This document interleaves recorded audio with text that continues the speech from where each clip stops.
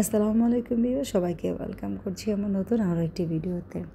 আজকে আমি আপনাদের সাথে শেয়ার করব হেয়ার রিবন্ডিং এবং রিবন্ডিং করার আগে কী কী জিনিস আপনাদেরকে ফলো করতে হবে, কিংবা রিবন্ডিং করার পরে কী কী জিনিস আপনাকে ফলো করতে হবে।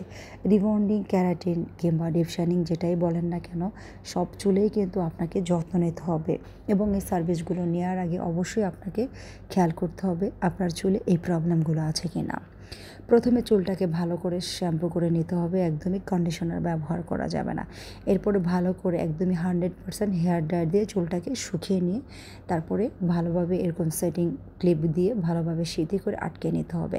চেষ্টা করবেন 2 থেকে 3 জনে একসাথে মেডিসিনটা অ্যাপ্লাই করে দেওয়ার জন্য, কারণ এখানে সময় বেশি নেওয়া যাবে না। একদমই 10 মিনিটের মতো মেডিসিনটা অ্যাপ্লাই করে শেষ করে ফেলতে হবে।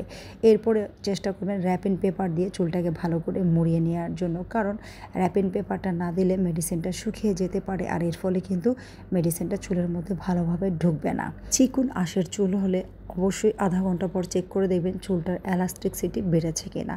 আর যদি একটু মোটা আঁশ হয়ে থাকে তাহলে 30 থেকে 40 মিনিটের মধ্যে ফুল চুলটা এলাস্টিসিটি বেড়ে যাবে।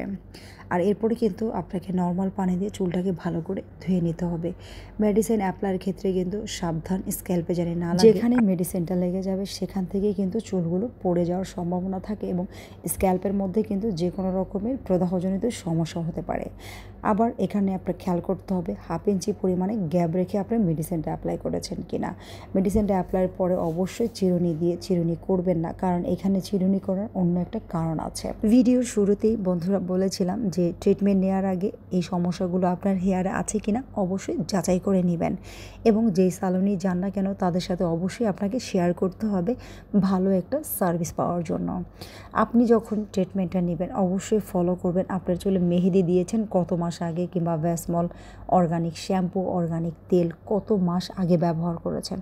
কম হলেও আপনাকে 1 বছর আগে এটাকে ছাড়তে হবে, না হলে কিন্তু আপনার চুলে ভালো কোনো রেজাল্ট আসবে না। আমি যতই ভালো কেমিক্যাল ব্যবহার করি না কেন আপনার চুল কিন্তু অতটা স্মুথ এবং অতটা সিল্কি আসবে না।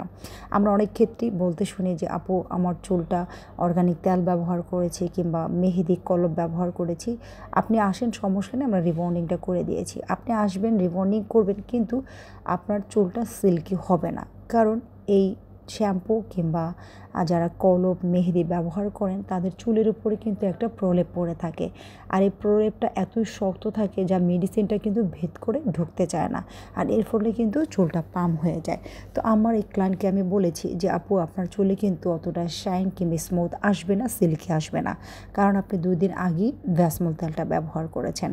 উনি বলেছেন যে সমস্যা নেই আপু, আমার চুলটা হালকা সিল্কি আসলে হবে, একটু পাম থাকলে সমস্যা নেই, কারণ আমার হেয়ারটা একটু পাতলা আছে। আর এর কারণেই কিন্তু আমি এর হেয়ারটাকে রিবন্ডিং করার জন্য নিয়েছি। কথা হচ্ছিল আমি চুলে কেন চিরুনি করছিলাম।